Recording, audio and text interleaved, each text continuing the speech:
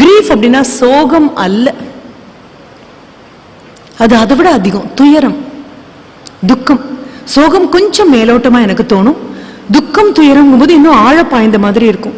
மிக சாதாரணமான cab driver, gap டிரைவர்னு நாம நினைக்கிற மாதிரி இல்ல, குதிரை வண்டி ஓட்டி.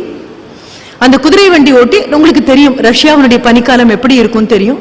அவன் ஒரு ரொம்ப நோஞ்சானாக இருப்பான், அவனுடைய குதிரையும் அவன மாதிரியே இருக்கும். அவனுடைய இமைகளில் பனி விழுந்திருக்கும், குதிரையின் மேலும் பனி விழுந்திருக்கும். இரண்டு பேரும் ஒரே நேரத்தில் தலையை அசைத்துக் கொள்வார்கள், பனி கீழே கொட்டும், மறுபடியும் நிற்பார்கள், மறுபடியும் பனிப்படியும். வாடகைக்கு யாராவது வரமாட்டார்களான்னு காத்துட்டு இருப்போம். கடைசியாக வாடகைக்கு ஆட்கள் வந்து ஏறுவாங்க.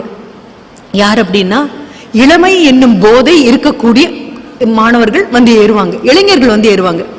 இளமையாக இருக்கிறது ஒரு போதை, அவர்கள் போதையும் ஏற்றுக்கொண்டிருப்பார்கள், அதனால they are doubly drunk. ரொம்ப அழகாக இருக்கும். 2 முறை போதைக்கு ஆட்பட்டவர்கள். அவங்க ஏறி உட்கார்ந்ததுக்கு அப்புறம் இவரை பார்த்து ரொம்ப கேவலமா சிரிப்பாங்க, கிண்டலா சிரிப்பாங்க, இவர உடலை பத்தி கேவலம் பேசுவாங்க. அப்பெல்லாம் தெரியும் இந்த மூத்த தலைமுறையை பார்த்து இளைய தலைமுறை உடல் ரீதியாக பாடி ஷேமிங்னு சொல்லுவோம் இல்லையா, கேவலம் கிண்டலும் வரும்போது மூத்த தலைமுறை அதை கண்டித்ததே கிடையாது. நான் அப்படி கண்டிக்கிற நபர்களை பார்த்தது கூட கிடையாது. ரொம்ப கூசி குறுகி ஒரு முகத்தில் அப்படியே அசடு வழிகிற மாதிரி சிரிச்சு அதை தாண்டி போயிருக்கோமே தவிர, மூத்த தலைமுறை எப்படி நீ இவ்வளவு கேவலமாக பேச முடியும் அப்படி நின்று கண்ணு கண் பார்த்து கண்டிக்கக்கூடிய தைரியத்தையும் முதுகெலும்பையும் என்னைக்கோ நம்ம விட்டுட்டோம். இனிமே வளர்த்துக்கணும், அது யாரும் கொடுக்க முடியாது. அவங்க ஏறி உட்காந்து அவங்க இறங்கும் போது பணம் கூட கொடுக்காம இறங்கி போயிடுவாங்க. அடுத்தது மறுபடியும் அங்கேயே காத்துட்டு இருப்பான். மறுபடியும் ஒருத்தர் வருவாரு. ஹி இஸ் ஒரு காவல்துறையை சேர்ந்த நபர். அவர் ஏறி உட்காரும் பொழுது இவன் வண்டியும் அந்த குதிரையும் தடுமாறும். அடுத்த நிமிஷம் கேட்பாரு, உனக்கெல்லாம் இந்த வண்டியை ஓட்டுறதுக்கு யார் உரிமை கொடுத்தார்கள்? Who gave you license? அதுதான் அவருடைய கேள்வி. அந்த ஆங்கிலத்திலேருந்து ஆங்கில மொழிபெயர்ப்பில் அப்படிதான் வரும். அதற்கும் ஒரு மாதிரி சிரிப்பான். ஓட்டு ஓட்டு அப்படின்னு சொல்வாரு. கடுமையாக இருப்பாரு, ரொம்ப கடுமையான வார்த்தைகளை பயன்படுத்துவாரு. ஒரு இடம் வந்தோன்னா அவரும் இறங்கி போயிடுவார், அவரும் காசு கொடுக்க மாட்டார். அன்றைக்கு அவனுக்கும் பட்டினி, அவனுடைய குதிரையும் பட்டினி, அதுதான் கணக்கு. திரும்பி வருவான், வந்து அவனுடைய லாயத்துல கட்டணும். அங்க எல்லா விதமான இந்த குதிரை ஓட்டிகளுக்கும் பொதுவான ஒரு லாயமாக இருக்கும். எல்லோரும் வண்டியை ஒரு இடத்தில் கட்டிவிட்டு குதிரைகளை கொண்டு வந்து ஒரு இடத்தில் நிறுத்துவார்கள். அதுக்கு பைய வாயில் கட்டிவிட்டு அதில் இருக்கக்கூடிய ஏதோ ஒரு தானியத்தை போட்டிருப்பாங்க. எப்பொழுதும் இவன் திரும்பி வர வரைக்கும் ஒரு இளைஞன் காத்துட்டே இருப்பான். அன்னைக்குன்னு பார்த்து அந்த இளைஞனும் தூங்கி போயிட்டான். இவனுக்கு யாருக்கிட்டையாவது தன் சோகத்தை சொல்லணும். சோகத்துல மிகப்பெரிய சோகம் சொல்றதை கேட்கறதுக்கு ஆள் இல்லாத சோகம். அறத்தினுடைய வலிமையான வலி அங்கதான் வரும். We are not inclined to listen to anybody. கேட்கறதுக்கு நமக்கு பிடிக்கல. உள்ளங்கையில ஒரு மொபைலை வச்சுக்கிட்டு எத்தனை நேரம் வேணாலும் அதுல கரைஞ்சு காணாம போக நம்ம தயாரா இருக்கும். பக்கத்துல இருக்க நபருடைய கண்கள்ல இருக்கக்கூடிய கண்ணீரோ முகத்துல இருக்கக்கூடிய வாட்டத்தையோ பார்க்கிற அளவுக்கு புரிந்து கொள்ற அளவுக்கு மனித நேயம் இல்லை. இப்போ வற்றி போச்சு, அற்று போச்சு. அதுதான் பெரிய பயமாக இருக்கு நமக்கு. ஏன்னா கொடுத்தது திரும்பி வரும்பொழுது எத்தனை மடங்காக வரும் நமக்குன்னு தெரியாது இல்லையா. அவன் போய் பாக்குறான், அந்த பையன் தூங்கிடுறான். அவனை எழுப்பி பாக்குறான், அவன் திரும்பி தூங்குறான். அவனும் சோர்வடைஞ்சிருக்கான். திரும்பி குதிரைகிட்ட வரான். அந்த குதிரைகிட்ட வந்து ஒரு சின்ன முக்காலி இருக்கு, அதையும் இழுத்து போட்டுட்டு குதிரை மேல அப்படியே தலையை சாச்சுக்கிட்டு அதுகிட்ட பேச ஆரம்பிக்கிறான். உனக்கு ஒரு குட்டி இருந்தது தானே, அது இறந்து போன போது உனக்கு எவ்வளவு கஷ்டமாக இருந்தது. மகன் இறந்து போன செய்தி எனக்கு இன்னைக்குதான் வந்தது. 10 நாள் கழிச்சு வந்து பாக்குறேன்னு சொன்னேன். ஆனா நான் வரதுக்குள்ள அவன் நோயால இறந்து போயிட்டான். ஆனா உனக்கு புரியும் தானே அப்படின்னு சொல்லுவான். அந்த குதிரை மெதுவா அசை போட்டுட்டு பையில இருக்கக்கூடிய தானியத்தை தின்னுட்டு இருக்கும். அந்த ஏறி வந்த இளைஞர்கள் கிட்ட சொல்றதுக்காக திரும்பும் போது யாரும் கவனிக்கல. அந்த காவல்துறையை சேர்ந்த நபர் கடுமையாக பேசுற அவர்கிட்ட யாரும் கவனிக்கல. ரொம்ப அழகாக அதை முடிச்சிருப்பார். ஆண்டன் செக்கோவ் கிரீஃப் அப்படின்னு எழுதியிருப்பார். சாதாரணமான சோகம் அல்ல. யார் தோளிலையும் யார் சோகத்தையும் இறக்கி வைக்க முடியாது. ஆனா புரிந்து கொள்ளக்கூடிய ஒரு நபர் சொல்ல முடியுமே. ஆனால் மிகப்பெரிய அறம் அதுதான். அன்றாட வாழ்க்கையில் மிக மிக பெரிய அறம். கேட்பதற்கான ஒரு மனதும் வாங்கிக் கொள்வதற்கு 2 காதுகளும். If only you have a large heart and 2 ears, தற்கொலைகளை தவிர்க்க முடியும்.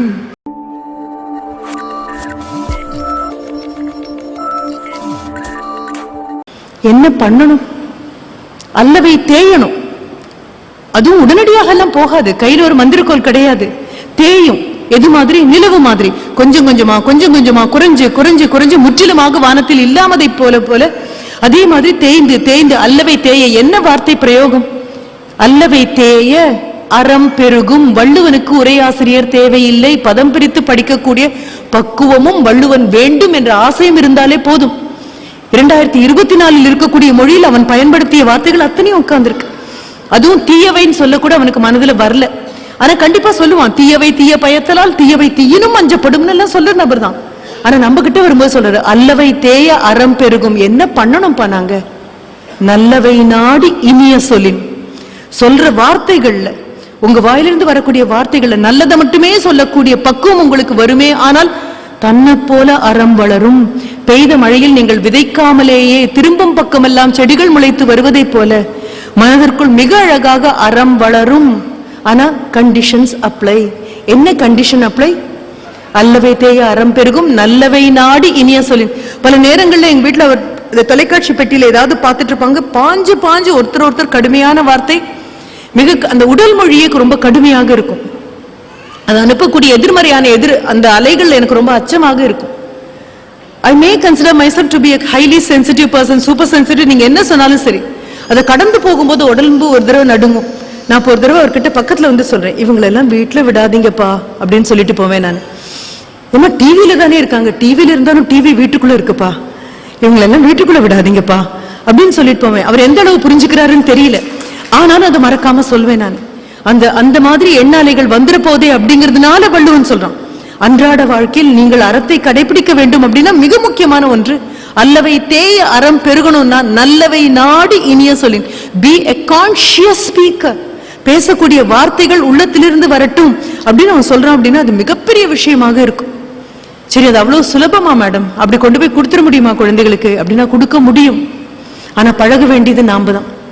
நம்ம வாயிலிருந்து தேவையில்லாத வார்த்தைகள் வராது, தேவையில்லாத வார்த்தைகள் பேசக்கூடிய நபர்களின் பேச்சு நம்ம வீட்டுக்குள்ள வரக்கூடாது அப்படின்னா மட்டும்தான் இன்னும் 10 வருஷம் கழிச்சு குழந்தைகள் கையை விட்டு போகாமல் இருப்பார்கள் அப்படின்னு உங்களால நம்ப முடியும். இப்ப நம்ம புலம்புறோம், நான் புலம்பலை பத்தி சொல்லவே இல்லை. புலம்பல் எப்பொழுது வரும் தெரியுமா? செய்ய வேண்டிய கடமையை செய்யாமல் கைவிட்ட பின்பு இருக்கக்கூடிய நபர்கள் புலம்புவார்கள். செய்ய வேண்டிய கடமையை செய்துவிட்டு அடுத்த தலைமுறைக்கு கையை கொடுத்துட்டோம் அப்படின்னா, அம்புக்குறிகளாக நிற்க வேண்டிய இடத்தில் நின்று விட்டோம் அப்படின்னா கண்டிப்பாக நமக்கு தெரியும் அடுத்த தலைமுறை விரலை பிடித்து கொண்டு கண்டிப்பாக வரும். நாம் பார்த்த பார்வை அல்ல அவர்கள் பார்வை, நாம் பேசிய பேச்சு அல்ல அவர்கள் பேச்சு. ஆனாலும் அறம் சாராத நபர்களை அடுத்த தலைமுறையாக நம்மளால் உருவாக்க முடியாது. அப்ப கையில யார் கையில புத்தகம் வரும்? எந்த வீட்டுல ஒரு பெண் படிக்கிறாரோ அந்த வீட்டுல கண்டிப்பாக புத்தகங்கள் வாசிக்கப்படும். ஆண்கள் படிப்பாங்க, அப்பா படிச்ச புக்கு குழந்தைங்க எடுத்து அலமாரில வைக்கலாம். ஆனா அம்மா புத்தகம் படிக்கிறான்னா பக்கத்துல வந்து எட்டி பார்க்கும். என்னுடைய வகுப்புல எனக்கு ஒரு 25 வருடங்களுக்கு முன்னால ஒரு மாணவன், குழந்தைகள் பேரெல்லாம் நம்ம கேட்போம் இல்லையா, முதல் நாள் வந்த பின்பு ஒவ்வொரு பேரா கேட்கும்போது ஒரு பையனுடைய பேரு வந்தியத்தேவன். நான் உடனடியா கேட்டேன், அம்மா படிப்பாங்களா அப்படின்னு கேட்டேன். நான் அப்பா படிப்பாங்களான்னு கேட்கல, வீட்டுல படிப்பாங்களான்னு கேட்கல, அவ்வளோ ஆசையா கேட்டேன். அம்மா படிப்பாங்களா? ஆமா மேடம், அம்மா படிப்பாங்க மேடம். சொல்றதுல அவனுக்கு அவ்வளோ பெரிய கர்வம். இல்லைன்னா பார்த்து ஒரு வந்தியத்தேவனை மனதில் உள்வாங்கி, நீங்க மணியம் சொன்னீங்க, மணியம்க்கு அப்புறம் கோகுலு உடையது வந்தது, அதற்கப்புறம் மணியம் செல்வனோடது வந்தது, அத்தனையும் பார்த்துருக்கோம். கல்கியில் அது வரும்போது மறக்காம எடுத்து தச்சு பைண்ட் பண்ணி ஏதாவது ஒரு வாரம் விட்டு போச்சுன்னா அதற்காக உட்கார்ந்து அழுது அது எங்கேயாவது கிடைக்குமா, பேக் இஷ்யூ கிடைக்குமான்னு பார்த்து அந்த புத்தகங்களை அப்படி ஒரு தலைமுறை வந்தது. அந்த தலைமுறையிடம் பேசியவர்கள் எல்லாமே அப்படிதான் பேசுவாங்க. அறம் சார்ந்துதான் வீட்டுல பேச்சு இருக்கும். வீட்டுல தேவையில்லாத வார்த்தைகள் வரல. எப்படி நாம இதுக்கு அனுமதிச்சோம் அப்படின்னு தெரியாது. ரொம்ப அழகான இன்னொரு புத்தகம், அது தமிழ்ல மொழிபெயர்க்கப்பட்டிருக்கு. அறம் சார்ந்த சிந்தனை தமிழனுக்கு மட்டுமே சொந்தமல்ல, உலகளாவ இருக்கு. இல்லைன்னா யாரும் முன்னால போக முடியாது. எந்த நாடு முன்னேற வேண்டும் என்றாலும் அறம் சார்ந்த சிந்தனை தான் பற்றுக்கோள். அது நான் எப்பொழுதுமே ஒரு காம்பஸ் அப்படின்னு தான் சொல்வேன். கையில இருக்கக்கூடிய காம்பஸ்ல ஒரு கால் ஊன்றி இருக்கணும், இன்னொரு கால் உலா போகும். இந்த உலா போகும் கால் ஒழுங்காக வட்டம் போடணும் அப்படின்னா ஊன்றிய கால் அசையாம இருக்கணும். அந்த ஊன்றிய கால் அறமாக இருந்தால் மட்டும்தான் உலா போகும் கால் வட்டத்தை வட்டமாக போட முடியும். அப்ப அந்த ஊன்றி நிற்கக்கூடிய கால் எந்த நாடு முன்னேறுகிறதோ அந்த நாட்டில் கண்ணுக்கு தெரியவும் தெரியாமலும் கண்டிப்பாக அறம் சார்ந்த சிந்தனை வேரோடு இருந்தால் மட்டும்தான் அவ்வளவு விழுது பாய்ச்ச முடியும். இப்படி பார்க்கும்பொழுது ரொம்ப அழகான ஒரு புத்தகம் இப்ப கிடைச்சது, அட்டாமிக் ஹேபிட்ஸ் அப்படின்னு சொல்லி ஜேம்ஸ் கிளியர் அப்படிங்கிறவருடையது. வள்ளுவன் சொல்ற எல்லாத்தையுமே அவர் மறுபடியும் சொல்லிட்டு போறாரு. வள்ளுவன் அவருக்கு தெரிஞ்சிருக்கக்கூடிய வாய்ப்பு இல்லை, இருந்தாலும் அவர் சொல்லக்கூடிய அந்த அட்டாமிக் ஹேபிட்ஸ் படிக்கும்போது நான் நினைச்சேன், இதெல்லாம் தானே எங்க வீட்டுல சொல்லுவாங்க, இதெல்லாம் தானே பாட்டி சொல்லுவாங்க, இதெல்லாம் தானே அத்தை சொல்லுவாங்க. யோசிச்சு பாருங்க, அன்றாட வாழ்க்கையில் அறம் அப்படின்னா ஊர் கூடி வளர்த்த தலைமுறை நாங்கெல்லாம். இந்த தலைமுறை எத்தனை பேருக்கு தெரியும் தெரியாது. காலதாமதமாக 6 மணி முடிந்து வீட்டுக்கு வரும்பொழுது அடுத்த வீட்டு அக்கா, எதிர்த்த வீட்டு மாமி, பக்கத்து வீட்டு பாட்டி அத்தனை பேருக்கும் பதில் சொல்லாம வீட்டுக்குள்ள நுழைஞ்சது கிடையாது. அத்தனை பேருக்கும் பதில் சொல்லாம வீட்டுக்குள்ள நுழையிறோம் அப்படின்னு சொன்னா அவங்களுக்கு எல்லாம் ஏன் பதில் சொல்லலைங்கிறதா முதல் கேள்வியா இருக்கும் தாய் தகப்பனோட. நின்று பதில் சொல்ல முடியாத அளவுக்கு உனக்கு என்ன அவ்வளவு அவசரம் அப்படின்னு அந்த பாட்டியும் அத்தையும் அக்காவும் கேட்கறதோட மட்டும் நிறுத்த மாட்டாங்க. என்னைக்காவது வீட்டுல அம்மா இல்லைன்னா உங்க வீட்டுல தாராளமா சாப்பிடலாம். அவங்க குழந்தைக்கு உணவு கொடுக்கும்போது மறக்காம நமக்கும் போட்டுட்டு தான் கொடுப்பாங்க. அப்படி ஊர் கூடி வளர்த்த ஒரு தலைமுறை இப்ப எதை பாக்குறோம் அப்படின்னா ஊரை அண்டவிடாமல் விளக்கக்கூடிய தலைமுறைகளாக மாறி போயிட்டு இருக்கும். அப்ப அறம் வீட்டில் நீங்கள் அழிக்காவிட்டால் யாரும் கொடுக்க மாட்டாங்க. அந்த அட்டாமிக் ஹேபிட்ஸ் அப்படிங்கிற புத்தகத்துல அவர் மறுபடியும் இதெல்லாம் தான் சொல்றாரு. 2 நிமிடங்களுக்கு மேல் தேவைப்படாத அளவிற்கு சின்ன சின்ன பழக்கங்களை கண்டிப்பாக கொண்டு வாருங்கள். 21 நாட்கள் உங்கள் குழந்தைகள் தாக்குப்பிடித்து விட்டார்கள் என்றால் நிரந்தரமாக it will get into their psychology. அப்புறம் ஆட்டோ பைலட் தான். முதல்ல காரை ஓட்டும் போது கவனமா ஓட்டுனீங்க, எந்த பக்கம் திரும்பணும் எந்த பக்கம் நிக்கணும், அதிர்ந்து போய் பயந்து போய் இடித்து விடுவோமோ அப்படின்னு யாருமே வராத ராஜபாட்டையான சாலையில கூட நடுங்கி நடுங்கி ஓட்டிய காலம் முதல்ல தொடங்கும் பொழுது. ஒரு 2 வருடம் ஓட்டுனதுக்கு அப்புறம் நீங்க உட்கார்ந்ததுக்கு அப்புறம் நீங்க எல்லாம் ஓட்டுறீங்க. உங்களுடைய சப்கான்சியஸான அது ஆட்டோ பைலட்டா வந்து உட்கார்ந்துரும். குறுக்க ஒரு ஆடோ குழந்தையோ பாஞ்சதுக்கு அப்புறம் ஒரு பிரேக் போடும்போது தான் நிலைக்கு நீங்க திரும்புவீங்க. மற்றபடி அன்னைக்கு ஆபீஸ்ல என்ன பண்ணும் இது அத்தனையுமே தெரியும். அப்ப அப்படித்தான் சிந்தனைக்குள்ள இந்த அறம் போயிருந்தது ஒரு காலகட்டத்துல. மிக அழகாக ஒரு ஒண்ணு சொல்வார். அப்ப எனக்கு தோன்றக்கூடியது என்ன அப்படின்னா, பாட்டி படுக்கையை விட்டு நம்ம எழுந்திரிச்ச உடனே பாட்டி சொல்லக்கூடியது என்ன, படுக்கையை மடிச்சுவை. பாக்கியம் எந்த வீட்லயும் நிரந்தரமான படுக்கைகள் கிடையாது, நோயாளிகள் இருந்தால் மட்டும்தான். இப்ப எல்லா வீட்லயும் கட்டில் இருக்கு, மெத்தை இருக்கு, சுருட்டப்படாத படுக்கை எப்பொழுதுமே சுகமாக இருக்கு. போய் உட்கார்ந்த உடனே அதுவும் சொல்லுவோம், நாங்க சாப்பிட்ட உடனே படுத்துடுவோம் அப்படின்னு சொல்றவங்க ஒரு பக்கம் இருந்தாங்கன்னா நாங்க படுக்கையில தான் சாப்பிடுவோம் அப்படின்னு சொல்றீங்க. அடுத்த இனமும் கூடவே இருக்கு. எப்படி விலகி வந்தோம்னு கூட நமக்கு தெரியாது, அது சுகமாக இருக்கு. ஆனா புரிஞ்சுக்கணும் தானே, நாம வாழ்க்கை 2 விஷயத்தை உங்ககிட்ட கொடுக்கும். சுகமானது ஒன்று, சரியானது ஒன்று. சுகமானது சுலபமானது, சரியானது மிகவும் கடுமையானது. Life offers you 2 things, comfort and goodness. எதை எடுக்கிறோங்கிறத பொறுத்துதான் அன்றாட வாழ்க்கையில் அறம் இருக்குமான்னு. அதற்கு மேல நம்ம படிக்கும்போது பார்க்கிறோம், ஆகாயத்துல நீங்க இங்க இருக்கக்கூடிய விண்வெளி கலங்களை அனுப்பக்கூடிய விண்வெளி குலம் அனுப்பும் பொழுது பாத்தீங்க அப்படின்னா இந்த உலகத்தினுடைய பூமியினுடைய ஈர்ப்பு விசையை தாண்டி அது போக வேண்டும் என்றால் மட்டும் தன்னுடைய எரிபொருளை கணிசமாக அது செலவழிக்க வேண்டும். ஆனா அது தாண்டி போயாச்சு அப்படின்னா once it gets into the orbit, அது பயணம் செல்ல வேண்டிய அந்த பாதைக்குள்ள வந்துச்சுன்னா அதற்கப்புறம் அதுக்கு எரிபொருள் அவ்வளவு தேவையில்லை. அறம் சார்ந்த நல்ல பழக்கங்கள் முதலில் தொடங்கும் போது எரிபொருள் அதிகமாக தேவைப்படும், கவனம் அதிகமாக தேவைப்படும், வேர்வை அதிகமாக இருக்கும், துன்பம் அதிகமாக இருக்கும், சோம்பல் அதிகமாக இருக்கும், என்னால் முடியாது என்ற வார்த்தை அதிகமாக இருக்கும். 21 நாட்கள் உங்களால் அந்த குணத்தை தக்க வைத்துக் கொள்ள முடியும் என்றால் அறம் என்று தனியாக காட்டாமல் இயல்பாக அது மாறி போகும்.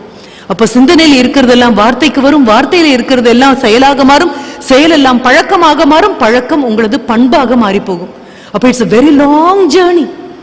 அப்ப you taste the thought. உங்களுடைய நினைவுகள் நல்லதாக இருக்கணும். you have to stand as a sentinel. நினைப்புக்கு பக்கத்துல நாம போய் நிக்கணும். நல்ல புத்தி கொடு ஆண்டவா அப்படின்னு பாட்டி சொன்னது அன்றாட வாழ்க்கையில் அறம். அப்படியே மனசுகிட்ட போய் நிக்கணும். ஏன்னா வள்ளுவன் அடுத்த நிமிஷம் சொல்லிடுவான், மறந்தும் பிறன் கேடு சூழற்க. எவ்வளவு அழகா அறத்தை கொண்டு வந்து வைக்கிறான். மறந்து போய் பண்ணிட்டேன் அப்படின்னு பொய் சொல்லாதே, மறந்தும் பிறன் கேடு சூழற்க. சூழ்ச்சியாக மனதில கொண்டு போய் வைக்காதே, நினைக்காதே. சூழின் கண்டிஷன்ஸ் அப்ளை. சூழின் அறம் சூழும் சூழ்ந்தவன் கேடு. யாரெல்லாம் யாருடைய வாழ்க்கையெல்லாம் கெட வேண்டும் என்று நினைக்கிறீர்களோ கவலையே படாதீங்க, உங்க வாழ்க்கை எப்படி கெடுங்கிறத அறம் நிச்சயம் செய்யும். படிக்கும் பொழுதும் குழந்தைங்க பக்கத்துல உட்காரும் பொழுதும் பகிர்ந்து கொள்ளும் போது வர வேண்டிய ஒன்றாக இது பார்க்கிறோம். இந்த புத்தகம் அல்லாமல் நீங்க கண்டிப்பா படிக்கணும்னு ஆசைப்படக்கூடிய ஆண்டன் செக்காவுடைய மிக அழகா அது எல்லாமே மொழிபெயர்க்கப்பட்டிருக்குப்பா. மொழிபெயர்க்கப்பட்ட அழகான ஒரு கதை கிரீஃப் அப்படிங்கிற ஒரு கதை. கிரீஃப் அப்படின்னா சோகம் அல்ல, அது அதை விட அதிகம் துயரம், துக்கம். சோகம் கொஞ்சம் மேலோட்டமா எனக்கு தோணும், துக்கம் துயரம் போது இன்னும் ஆழ பாய்ந்த மாதிரி இருக்கும். மிக சாதாரணமான கேப் டிரைவர்.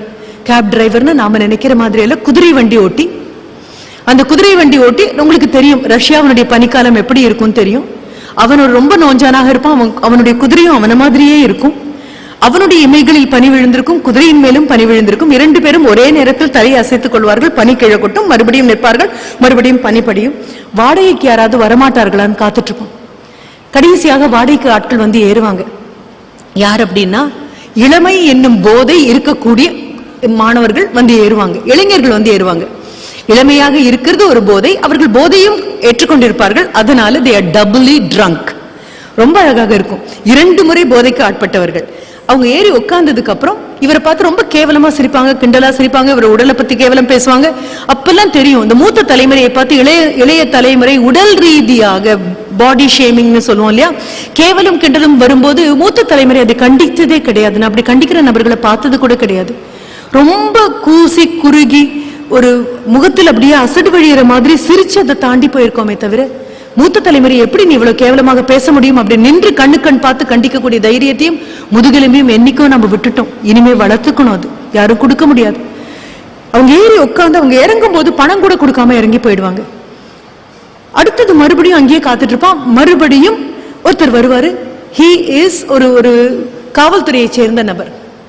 அவர் ஏறி உட்காரும் பொழுது இவன் வண்டியும் அந்த குதிரையும் தடுமாறும். அடுத்த நிமிஷம் கேட்பாரு, உனக்கெல்லாம் இந்த வண்டியை ஓட்டுறதுக்கு யார் உரிமை கொடுத்தார்கள்? Who gave you license? அதுதான் அவருடைய கேள்வி. அந்த ஆங்கிலத்திலேருந்து ஆங்கில மொழிபெயர்ப்பில் அப்படிதான் வரும். அதற்கும் ஒரு மாதிரி சிரிப்பான். ஓட்டு ஓட்டு அப்படின்னு சொல்வாரு. கடுமையாக இருப்பாரு, ரொம்ப கடுமையான வார்த்தைகளை பயன்படுத்துவாரு. ஒரு இடம் வந்தோன்னா அவரும் இறங்கி போயிடுவார், அவரும் காசு கொடுக்க மாட்டார். அன்றைக்கு அவனுக்கும் பட்டினி, அவனுடைய குதிரையும் பட்டினி. அதுதான் கணக்கு. திரும்பி வருவான், வந்து அவனுடைய லாயத்துல கட்டணும். அங்க எல்லா விதமான இந்த குதிரை ஓட்டிகளுக்கும் பொதுவான ஒரு லாயமாக இருக்கும். எல்லோரும் வண்டியை ஒரு இடத்தில் கட்டிவிட்டு குதிரைகளை கொண்டு வந்து ஒரு இடத்தில் நிறுத்துவார்கள். அதுக்கு பைய வாயில் கட்டிவிட்டு அதில் இருக்கக்கூடிய ஏதோ ஒரு தானியத்தை போட்டிருப்பாங்க. எப்பொழுதும் இவன் திரும்பி வர வரைக்கும் ஒரு இளைஞன் காத்துட்டே இருப்பான். அன்னைக்குன்னு பார்த்து அந்த இளைஞனும் தூங்கி போயிட்டான். இவனுக்கு யாருக்கிட்டையாவது தன் சோகத்தை சொல்லணும்.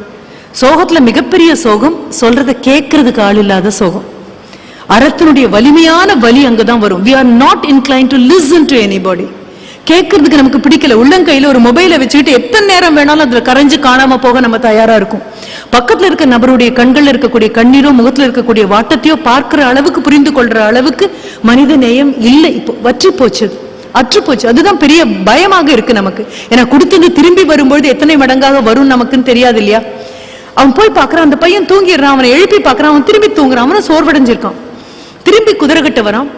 அந்த குதிரைகிட்ட வந்து ஒரு சின்ன முக்காலி இருக்கு, அதையும் இழுத்து போட்டுட்டு குதிரை மேல அப்படியே தலையை சாச்சுக்கிட்டு அதுகிட்ட பேச ஆரம்பிக்கிறான். உனக்கு ஒரு குட்டி இருந்தது தானே, அது இறந்து போன போது உனக்கு எவ்வளவு கஷ்டமாக இருந்தது. மகன் இறந்து போன செய்தி எனக்கு இன்னைக்குதான் வந்தது. 10 நாள் கழிச்சு வந்து பாக்குறேன்னு சொன்னேன். ஆனா நான் வரதுக்குள்ள அவன் நோயால இறந்து போயிட்டான். ஆனா உனக்கு புரியும் தானே அப்படின்னு சொல்லுவான். அந்த குதிரை மெதுவா அசை போட்டுட்டு பையில இருக்கக்கூடிய தானியத்தை தின்னுட்டு இருக்கும். அந்த ஏறி வந்த இளைஞர்கள் கிட்ட சொல்றதுக்காக திரும்பும் போது யாரும் கவனிக்கல. அந்த காவல்துறையை சேர்ந்த நபர் கடுமையாக பேசுற அவர்கிட்ட யாரும் கவனிக்கல. ரொம்ப அழகாக அதை முடிச்சிருப்பார். ஆண்டன்ஷிப் ஆஃப் கிரீஃப் அப்படின்னு எழுதியிருப்பார். சாதாரணமான சோகம் அல்ல. யார் தோளிலையும் யார் சோகத்தையும் இறக்கி வைக்க முடியாது. ஆனா புரிந்து கொள்ளக்கூடிய ஒரு நபர் சொல்ல முடியுமே. ஆனால் மிகப்பெரிய அறம் அதுதான். அன்றாட வாழ்க்கையில் மிக மிக பெரிய அறம். கேட்பதற்கான ஒரு மனதும் வாங்கிக் கொள்வதற்கு 2 காதுகளும். If only you have a large heart and 2 ears. தற்கொலைகளை தவிர்க்க முடியும். பக்கத்தில் நின்று கையை பிடித்துக் கொண்டு குழந்தைகள் பேசும்பொழுது கண்ணை உங்களால் பார்க்க முடியும் என்றால் இலக்கியத்தை உள்வாங்கக்கூடிய அளவுக்கு ஈரமும் வீரமும் இருக்கக்கூடிய மனதாக உங்களுக்கு வந்திருக்கும். ஒரு பெரிய பட்டியலே நான் போட்டேன். அதாவது மனப்பாட செய்யுள்ள 2 மார்க்குக்காக ரொம்ப அழகா சொன்னார் இல்லையா, 2 மதிப்பெண் எனக்கு கிடைத்திருக்குமா தானே அப்படின்னு கேட்டார்ல. அது போது நான் அதே மாதிரி ஒரு பெரிய பட்டியல், அதாவது வள்ளுவன புத்தகத்தை எடுக்காம பார்த்ததுல அன்றறிவாம் எண்ணாத அறம் செய்க மற்றது பொன்றுங்கால் பொன்றா துணை. எப்பொழுதாவது யாருக்காவது அப்படின்னு நினைக்காம எப்பப்போ முடியுதோ அப்பப்போ மறுபடியும் ஞாபகம் வச்சுக்கோங்க. அறம் வேறு, நீங்கள் செய்யக்கூடிய தான தர்மங்கள் வேறு. அறம்ங்கிறது வேறு, அறத்திற்கு ஒரு ஈக்விவலண்ட் அது மாதிரி ஒரு வார்த்தை வேணும் அப்படின்னா நான் தர்மம்ங்கிற வார்த்தையை எடுப்பேன். ஆங்கிலத்தில் எத்திக்ஸ்னு எடுப்பேன். Engineering ethics, medical ethics, legal ethics, human ethics அப்படின்னு சொல்லுவோம். எத்திக்ஸ் அப்படின்னு சொல்லுவோம். அது அறம், அறம் தான் அதுல தமிழ் வார்த்தை. நான் தானம் பண்றேன்ல அப்படின்னு சொன்னா ஆங்கிலத்துல அதுக்கு சேரிட்டின்னு ஒரு பேர் இருக்கு. தமிழ் அதுக்கு ஈகை கொடை எல்லாமே வந்துடும். அறம்ங்கிறது சிந்தனை சார்ந்தது, வார்த்தைகள் சார்ந்தது, செயல் சார்ந்தது. நீங்க யாருக்கும் ஒரு பைசா கூட கொடுக்க வேண்டாம். மனதால நல்லவங்களா இருக்கணும்னு நினைச்சா மட்டுமே போதும். அதை பாத்தீங்க அப்படின்னு சொன்னா அந்த அறம் சார்ந்து வரும்பொழுது ரொம்ப அழகான ஒரு கதையை நான் படிக்க கிடைச்சது எனக்கு. உண்மையோ பொய்யோ அதை விட்டுடலாம். ஆனா அந்த கதையில் இருக்கக்கூடிய சாரம் சத்தியமாக தான் இருக்கும் நம்புறேன். சத்தியங்கள் எல்லாம் சாத்தியமாகும்னு நம்புறேன். நான் பார்த்தா கர்ணன் போர்க்களத்தில் கடைசியாக கிடக்கும் பொழுது அம்பு பாய்ந்தாகிவிட்டது. கிருஷ்ணர் அப்படியே வேறொரு பிராமண உருவத்தில் வந்து, பார்ப்பனர் உருவத்தில் வந்து, நீ செய்த தானங்களினுடைய புண்ணியத்தையும் சேர்த்து தானம் செய்ய கேட்பதாகவும் அதையும் சேர்த்து அவன் கொடுத்து விடுவதாகவும் அங்கே தனது குருதியையே தண்ணியாக ஊற்றி இந்தார்கள் வைத்துக் கொள்ளுங்கள் என்று சொல்லதாகவும், இறந்த பின்பு நரகத்துக்கு அவன் போவதாகவும், அந்த கொடுமையை புரிந்து கொள்ள முடியாமல் துன்பம் தாங்காமல் சூரியன் இறங்கி வருவதாகவும், அப்படி எப்படி என் மகனை நீங்கள் இவ்வளவு தர்மம் செய்த, இவ்வளவு தானம் செய்த, தர்மம் அல்ல இவ்வளவு தானம் செய்த ஒருவனை எப்படி நீங்கள் நரகத்திற்கு அனுப்பலாம் அப்படின்னு கேட்கும் பொழுது தர்ம தேவதை அவனிடம் சொல்லும் பதிலாக ஒன்று வருகிறது. தானம் என்பது கேட்கும் போது கொடுக்கப்படுவது. தர்மம் என்பது கொடுப்பது மட்டுமல்ல, சிந்திப்பது, சொல்வது, பின்னர் கொடுப்பது. எல்லாரும் நல்லா இருக்கணும்பா அப்படின்னு நினைக்கிறது இருக்கு இல்லையா, அது தானம் அல்ல, அது தர்மம். நல்ல வார்த்தைகளை சொல்றோம் இல்லையா, அது தானம் அல்ல, அது தர்மம். அன்ன தானம் பண்ணலாம், ஆனா தர்ம சத்திரம் கட்டுவோம். தர்ம சத்திரம் கட்டுமே தவிர தான சத்திரம் யாரும் கட்ட மாட்டோம். ஆனா அன்னத்தை தானம் பண்ணுவோம் நாம. அப்போ பசி அறிந்து குறிப்பறிந்து நீங்க ஒண்ணு கொடுக்குறீங்கன்னா அது தானமாக இருக்கும். ஆனா கேட்காமலேயே இந்த துன்பம் இங்க வருமே. ஒரு காலத்துல அப்படி இருந்தது தானே. வீட்டு முன்னால எல்லாம் பெரிய தொட்டிகள் கட்டப்பட்டிருக்கும், தண்ணீர் ஊற்றப்பட்டிருக்கும், கடந்து செல்லக்கூடிய கால்நடைகள் கண்டிப்பாக இருந்து குடிச்சிட்டு போகும். அது யாரும் அதற்கு தானம் அது இல்லாம முடிஞ்சது கிடையாது. வீட்டுல அரிசி கழுவின தண்ணியிலிருந்து, காய்கறிகள் கழுவின தண்ணியிலிருந்து எல்லாமே அங்க வந்து கொட்டுவோம். அது மட்டும் இல்ல, மீந்தி போன சாப்பாடை கூட கொட்டுவோம். வீட்டு வாசலில் கதவை அடைப்பதற்கு முன்னால் என் பாட்டி சொல்வது எனக்கு ஞாபகம் இருக்கும். யாராவது அத்தாழ பட்டினி கிடைக்கிறீர்களா அப்படின்னா, அத்தாழ பட்டினா இரவு நேர பட்டினி அப்படின்னு அர்த்தம். இரவு நேர பட்டினி யாராவது இருக்கீங்களா அப்படின்னு வந்து கேட்பாங்க. பிச்சைக்காரர்களை ஒழித்ததில் எனக்கு பெரும் நிம்மதி. ஆனா தர்ம சிந்தனை அவர்களோடு போய்விட்டதேன்னு நினைக்கும் போது பெரிய வேதனையாக இருக்கு. கண்டிப்பாக பிச்சை எடுக்கிறதுக்கு யாரும் இருக்கக்கூடாது. ஐயமிட்டு உண்கிறது எவ்வளவு சத்தியமோ அதே மாதிரி ஏற்பது இகழ்ச்சியும் பெரிய சத்தியம்தான். ஆனாலும் கொடுக்கணுங்கிற அந்த நினைப்பு இருக்கும் இல்லையா. வீட்டுக்கு ஒரு வாசல், ஒரு திண்ணை, அந்த திண்ணை மூலையில ஒரு பானை, அந்த பானையில செய்திருக்கக்கூடிய கேழ்வரகு களியோ கம்பு களியோ அதுல மிதக்க, அந்த வழியாக போகக்கூடிய வழிப்போக்கன் வந்து உட்கார்ந்து உணவருந்தி அதனுடைய மூடிய பார்த்திருப்பீங்களே, தட்டையாக இருக்காது, தட்டு குழிவாக இருக்கும்.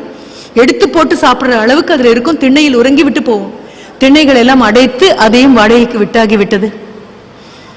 பாட்டில தண்ணி வந்ததுக்கு அப்புறம் தண்ணீர் கூட நம்ம தானமா கொடுக்கறதுக்காக தயாராக நம்ம இல்லை. இது உங்களுக்கு புரியணும் அப்படின்னு சொன்னா, சுந்தர ராமசாமியினுடைய நான் கதைகளை பிரிஸ்கிரிப்ஷன் மாதிரி கொடுக்குறேன்ப்பா. அறம் செழிக்கணும் அப்படின்னா மருத்துவர்கள் பிரிஸ்கிரிப்ஷன் கொடுப்பாங்க. பிரிஸ்கிரைப் பண்றது அப்படின்னா இது செய்யுங்க அப்படின்னு சொல்றது. இப்படி பாத்தீங்க அப்படின்னா சுந்தர ராமசாமி அவர்களுடைய கோவில் காளையும் உழவு மாடும் மிக அழகாக இருக்கும்.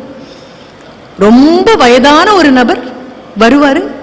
அந்த கோவில்ல இருக்கக்கூடிய பண்டாரம் அவர் தோல்ல எப்பொழுதுமே காவடி தூக்கிட்டு இருப்பாரு. நல்ல வாட்ட சாட்டமாக இருப்பாரு. ஊர்ல இருக்கக்கூடிய எல்லாரும் அதுல அரிசி போட்டிருப்பாங்க, பொங்கி சாப்பிடுவாரு. அவர் மட்டும் அல்ல, அவர் பக்கத்துல இருக்கக்கூடிய நாயும் ஒவ்வொரு நாளும் சாப்பிடும்.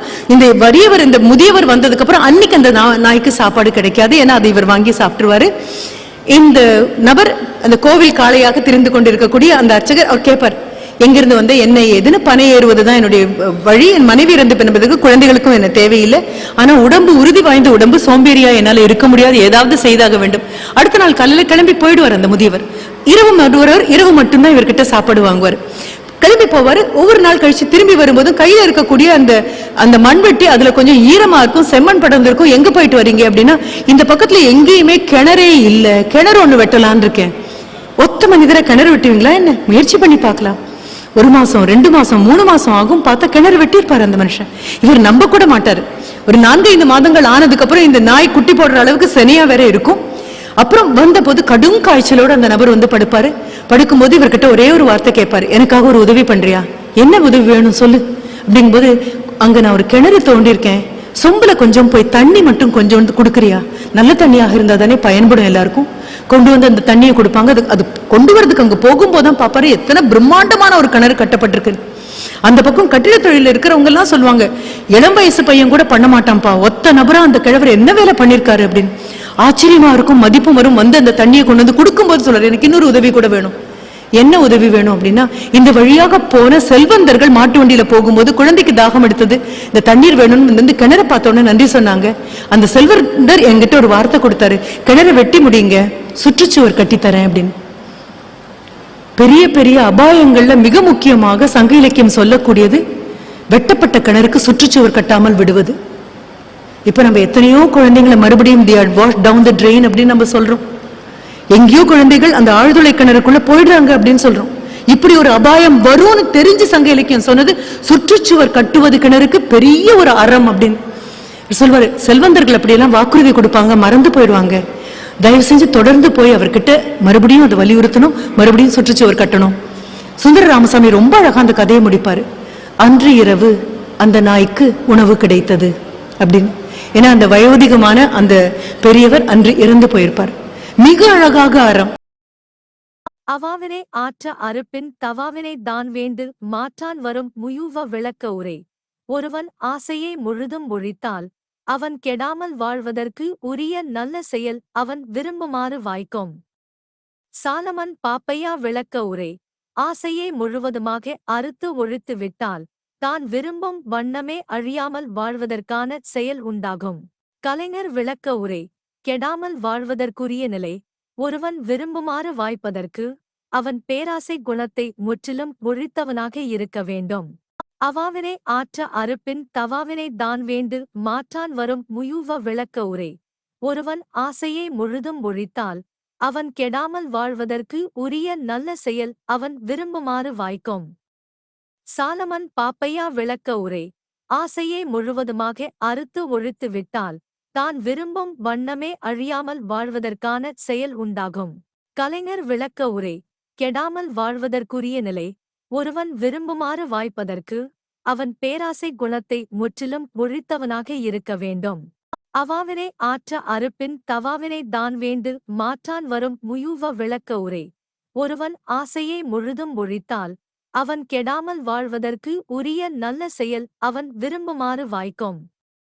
சாலமன் பாப்பையா விளக்க உரை. ஆசையை முழுவதுமாக அறுத்து ஒழித்து விட்டால் தான் விரும்பும் வண்ணமே அழியாமல் வாழ்வதற்கான செயல் உண்டாகும். கலைஞர் விளக்க உரை. கெடாமல் வாழ்வதற்குரிய நிலை ஒருவன் விரும்புமாறு வாய்ப்பதற்கு அவன் பேராசை குணத்தை முற்றிலும் ஒழித்தவனாக இருக்க வேண்டும். அவாவினை ஆற்ற அறுப்பின் தவாவினை தான் வேண்டு மாற்றான் வரும் முயூவ விளக்க உரை. ஒருவன் ஆசையை முழுதும் ஒழித்தால் அவன் கெடாமல் வாழ்வதற்கு உரிய நல்ல செயல் அவன் விரும்புமாறு வாய்க்கும். சாலமன் பாப்பையா விளக்க உரை. ஆசையை முழுவதுமாக அறுத்து ஒழித்து விட்டால் தான் விரும்பும் வண்ணமே அழியாமல் வாழ்வதற்கான செயல் உண்டாகும். கலைஞர் விளக்க உரை. கெடாமல் வாழ்வதற்குரிய நிலை ஒருவன் விரும்புமாறு வாய்ப்பதற்கு அவன் பேராசை குணத்தை முற்றிலும் ஒழித்தவனாக இருக்க வேண்டும். அவாவினை ஆற்ற அறுப்பின் தவாவினை தான் வேண்டு மாற்றான் வரும் முயூவ விளக்க உரை. ஒருவன் ஆசையை முழுதும் ஒழித்தால் அவன் கெடாமல் வாழ்வதற்கு உரிய நல்ல செயல் அவன் விரும்புமாறு வாய்க்கும். சாலமன் பாப்பையா விளக்க உரை. ஆசையை முழுவதுமாக அறுத்து ஒழித்து விட்டால் தான் விரும்பும் வண்ணமே அழியாமல் வாழ்வதற்கான செயல் உண்டாகும். கலைஞர் விளக்க உரை. கெடாமல் வாழ்வதற்குரிய நிலை ஒருவன் விரும்புமாறு வாய்ப்பதற்கு அவன் பேராசை குணத்தை முற்றிலும் ஒழித்தவனாக இருக்க வேண்டும். அவாவினை ஆற்ற அறுப்பின் தவாவினை தான் வேண்டு மாற்றான் வரும் முயூவ விளக்க உரை. ஒருவன் ஆசையை முழுதும் ஒழித்தால் அவன் கெடாமல் வாழ்வதற்கு உரிய நல்ல செயல் அவன் விரும்புமாறு வாய்க்கும். சாலமன் பாப்பையா விளக்க உரை. ஆசையை முழுவதுமாக அறுத்து ஒழித்து விட்டால் தான் விரும்பும் வண்ணமே அழியாமல் வாழ்வதற்கான செயல் உண்டாகும். கலைஞர் விளக்க உரை. கெடாமல் வாழ்வதற்குரிய நிலை ஒருவன் விரும்புமாறு வாய்ப்பதற்கு அவன் பேராசை குணத்தை முற்றிலும் ஒழித்தவனாக இருக்க வேண்டும். அவாவினை ஆற்ற அறுப்பின் தவாவினை தான் வேண்டு மாற்றான் வரும் முயூவ விளக்க உரை. ஒருவன் ஆசையை முழுதும் ஒழித்தால் அவன் கெடாமல் வாழ்வதற்கு உரிய நல்ல செயல் அவன் விரும்புமாறு வாய்க்கும். சாலமன் பாப்பையா விளக்க உரை. ஆசையை முழுவதுமாக அறுத்து ஒழித்து விட்டால் தான் விரும்பும் வண்ணமே அழியாமல் வாழ்வதற்கான செயல் உண்டாகும். கலைஞர் விளக்க உரை. கெடாமல் வாழ்வதற்குரிய நிலை ஒருவன் விரும்புமாறு வாய்ப்பதற்கு அவன் பேராசை குணத்தை முற்றிலும் ஒழித்தவனாக இருக்க வேண்டும். அவாவினை ஆற்ற அறுப்பின் தவாவினை தான் வேண்டு மாற்றான் வரும் முயூவ விளக்க உரை. ஒருவன் ஆசையை முழுதும் ஒழித்தால் அவன் கெடாமல் வாழ்வதற்கு உரிய நல்ல செயல் அவன் விரும்புமாறு வாய்க்கும். சாலமன் பாப்பையா விளக்க உரை. ஆசையை முழுவதுமாக அறுத்து ஒழித்து விட்டால் தான் விரும்பும் வண்ணமே அழியாமல் வாழ்வதற்கான செயல் உண்டாகும். கலைஞர் விளக்க உரை. கெடாமல் வாழ்வதற்குரிய நிலை ஒருவன் விரும்புமாறு வாய்ப்பதற்கு அவன் பேராசை குணத்தை முற்றிலும் ஒழித்தவனாக இருக்க வேண்டும். அவாவினை ஆற்ற அறுப்பின் தவாவினை தான் வேண்டு மாற்றான் வரும் முயூவ விளக்க உரை. ஒருவன் ஆசையை முழுதும் ஒழித்தால் அவன் கெடாமல் வாழ்வதற்கு உரிய நல்ல செயல் அவன் விரும்புமாறு வாய்க்கும். சாலமன் பாப்பையா விளக்க உரை. ஆசையை முழுவதுமாக அறுத்து ஒழித்து விட்டால் தான் விரும்பும் வண்ணமே அழியாமல் வாழ்வதற்கான செயல் உண்டாகும். கலைஞர் விளக்க உரை. கெடாமல் வாழ்வதற்குரிய நிலை. ஒருவன் விரும்புமாறு வாய்ப்பதற்கு அவன் பேராசை குணத்தை முற்றிலும் ஒழித்தவனாக இருக்க வேண்டும். அவாவினை ஆற்ற அறுப்பின் தவாவினை தான் வேண்டு மாற்றான் வரும் முயூவ விளக்க உரை. ஒருவன் ஆசையை முழுதும் ஒழித்தால் அவன் கெடாமல் வாழ்வதற்கு உரிய நல்ல செயல் அவன் விரும்புமாறு வாய்க்கும். சாலமன் பாப்பையா விளக்க உரை. ஆசையை முழுவதுமாக அறுத்து ஒழித்து விட்டால் தான் விரும்பும் வண்ணமே அழியாமல் வாழ்வதற்கான செயல் உண்டாகும். கலைஞர் விளக்க உரை. கெடாமல் வாழ்வதற்குரிய நிலை. ஒருவன் விரும்புமாறு வாய்ப்பதற்கு அவன் பேராசை குணத்தை முற்றிலும் ஒழித்தவனாக இருக்க வேண்டும்.